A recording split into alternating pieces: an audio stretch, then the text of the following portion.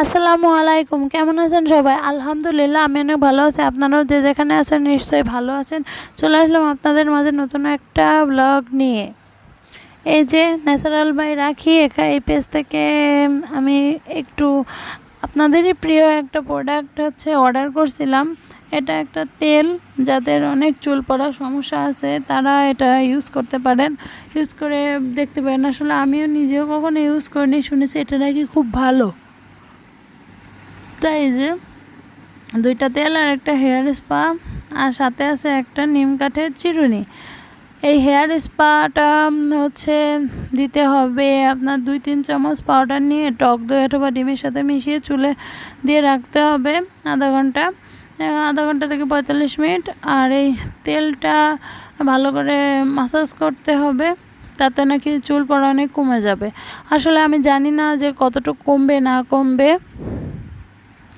তারপরেও আমি নিয়ে দেখলাম, কারণ সব থেকে বেশি ভোগে যারা আফটার প্রেগনেন্সির পরে একটা মেয়ের যে পরিমাণ চুল পড়ে, তাতে মনে হয় না পৃথিবীর আর কোনো কিছু তার কাছে সমস্যা বলে মনে হয় চুল পড়া যতটা না সমস্যা।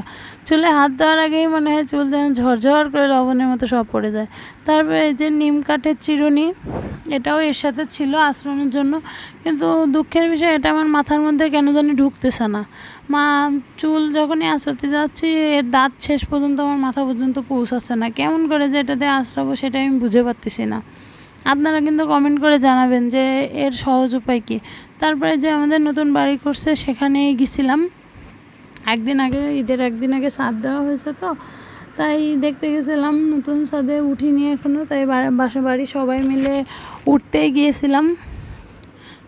যেহেতু উপরে পানি দেওয়া হচ্ছিল তাই পানি পড়তেছিল। এই গরমে তো বৃষ্টিবেলার কোনো দেখা নাই, এখন কি আর করার। তাই এই যে আপু আমার মেয়েটাকে নিয়ে আগে চলে যাচ্ছিলো, আমি পিছন যাচ্ছিলাম। তা ভাবলাম আপনাদের সাথে শেয়ার করি। তারপরে এই যে সিঁড়িতে আবার বাঁশ কাঠ দেওয়া ছিল, ফাঁক ফোকর দিয়েই ঢুকতে হচ্ছিল, কিছুই করার নাই। যেহেতু নতুন ছাদ, এখনও কমপ্লিট করতে অনেকটা সময় লেগে যাবে।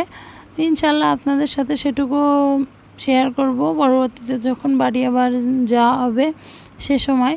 তারপরে যে ছাদে উঠে চলে আসলাম, তারপরে দেখলাম ছাদে পানি দেওয়া হচ্ছে, কারণ নতুন ছাদ এই গরমে প্রচুর পরিমাণ পানির দরকার। আর ছাদের কালার দেখুন, দুই পাশে দুই রকম হয়ে গেছে।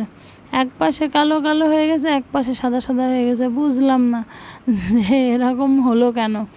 আর এই যে কলার ডাইগো বলে বা আপনি কলার থোর বলেন, যাই বলেন, সেগুলো দিয়ে রাখা হয়েছে। এগুলো পাইপের জন্য দেওয়া হয়েছে।